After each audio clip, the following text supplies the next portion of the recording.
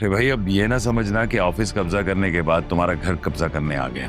नहीं नहीं, ऐसी कोई बात नहीं है। अपने घर पे कैसा कब्जा? किस्मत, जो लिखा है अच्छा लिखा होगा। उससे बाबा की हालत देखी नहीं जाती सयूम। किसी न किसी तरह अदील से साइन करवाने उस पे। आप उसकी टेंशन नहीं लें, मेरी बीवी वो काम बहुत अच्छे से कर लेगी। याद रखना, हाँ कभी भी मरती नहीं है, अपनी औलाद की दिल की धड़कन बन जाती है। कभी सोचा है कि एक माँ का नाम यूज करके किसी की पूरी जिंदगी बर्बाद की जा सकती है? जब भरोसा धोखा बन जाए और मोहब्बत सिर्फ एक जाल हो तो फिर इंसान टूटता नहीं, बिखर जाता है। और बतूल के साथ बिल्कुल यही होने वाला है। बतूल एक सीधी साधी लड़की, जिसे लगता है कि जिंदगी अब संभल रही है। उसकी माँ का ख्वाब, एक सिक्योर फ्यूचर, एक अपना घर। लेकिन जहाँ जायदाद होती है वहाँ लालच भी पैदा होता है।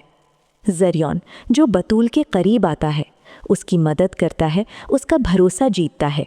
मगर ये सिर्फ एक खेल था, क्योंकि असली खेल अभी शुरू भी नहीं हुआ था।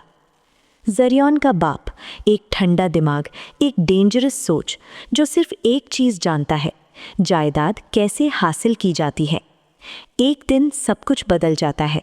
हॉस्पिटल का सीन। बतूल की माँ की तबीयत अचानक खराब। डॉक्टर्स की आवाज़, टेंशन, पैनिक। बतूल टूट रही होती है और इसी पल का इंतज़ार था। ज़रियौन और उसका बाप आगे बढ़ते हैं। ये सिर्फ फॉर्मल पेपर्स हैं, ट्रीटमेंट के लिए ज़रूरी। बतूल के हाथ कांप रहे होते हैं, मगर वो साइन कर देती है और उसी पल सब कुछ खत्म हो जाता है। लेकिन असली सच अभी बाकी था। कुछ दिन बाद जब बतूल डॉक्यूमेंट्स चेक करती है, उसकी सांसें रुक जाती हैं। जायदाद, घर, सब कुछ ज़रियौन के नाम। ये कैसे हो सकता है? और यहाँ पहला बड़ा ट्विस्ट। हॉस्पिटल का पूरा ड्रामा एक प्लान था। माँ की कंडीशन को एग्जैजरेट किया गया सिर्फ बतूल से साइन लेने के लिए। बतूल का भरोसा, उसका दिल, सब कुछ टूट जाता है। लेकिन कहानी का अंधेरा यहाँ ख़त्म नहीं होता। दूसरी तरफ काशिफ, उसे एक काम दिया जाता है, राह को ख़त्म करना। राह एक ऐसी लड़की जो किसी बड़े राज की चाबी है। काशिफ उसके पास जाता है, उसे ऑब्जर्व करता है, मगर धीरे धीरे नफ़रत कुछ और बन जाती है। वो उसे मार नहीं पाता। बीट। और ये दूसरा बड़ा ट्विस्ट।